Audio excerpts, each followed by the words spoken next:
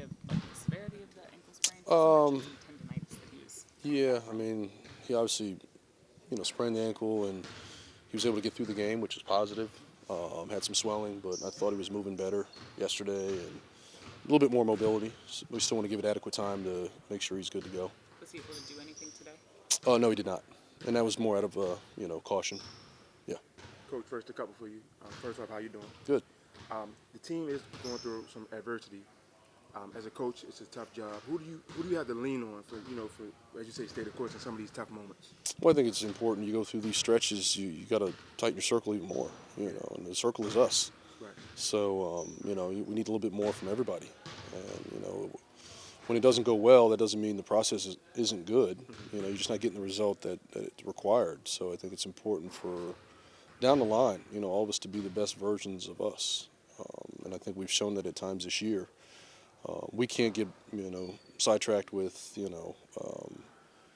feeling sorry for ourselves, because nobody cares. So we got to aid our own recovery, and I think it's continue to fight and push and try to find a win when we can.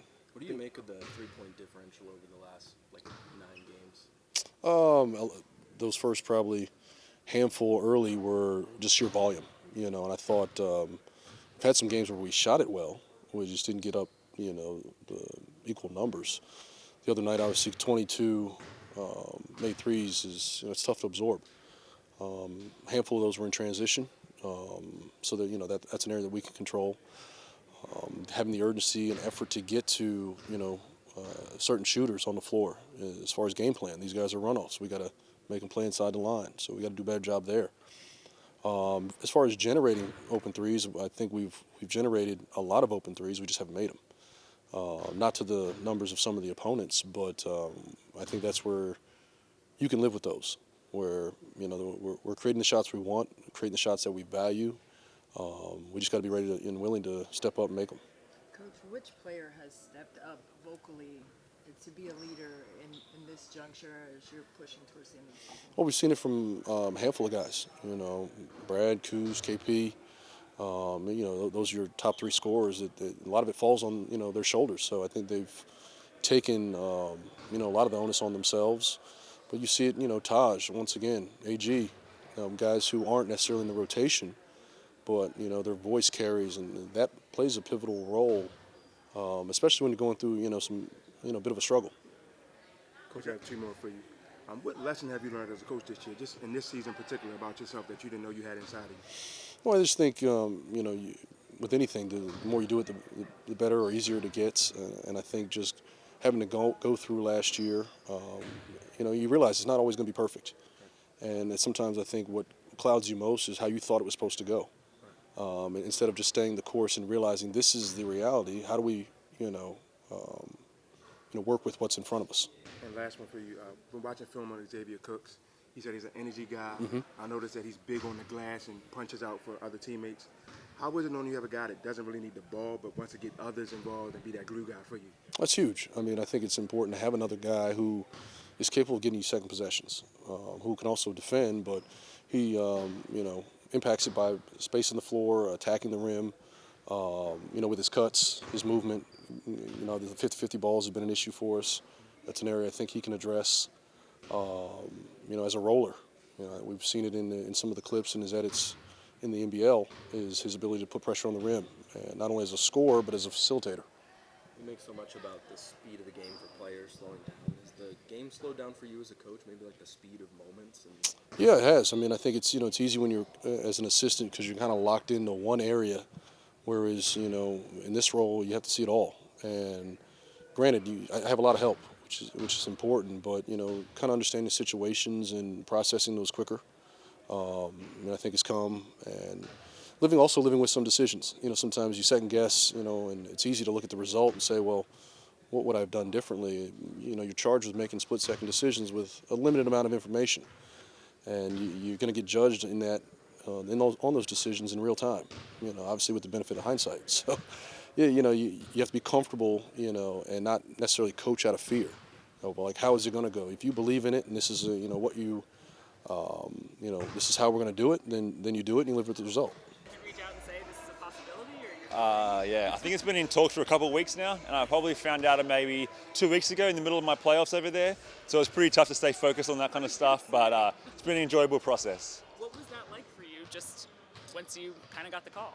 It was weird. It was really weird, just trying to control my emotions and really focus on Sydney Kings. But at the same time, it was a dream, so you kind of, get that kind of stuff going on. But it was a really cool experience. When you're having an MVP type season like last year, did you kind of realize the NBA would be a possibility, or was that still out of sight? How did you notice like your play kind of tick up another level? Yeah, the NBA always kind of seemed pretty distant for me, just in Australia. And then I played with 𝗙𝗢𝗟𝗧𝗡 maybe 2 years ago, and he made that same kind of leap, and he had pretty similar numbers.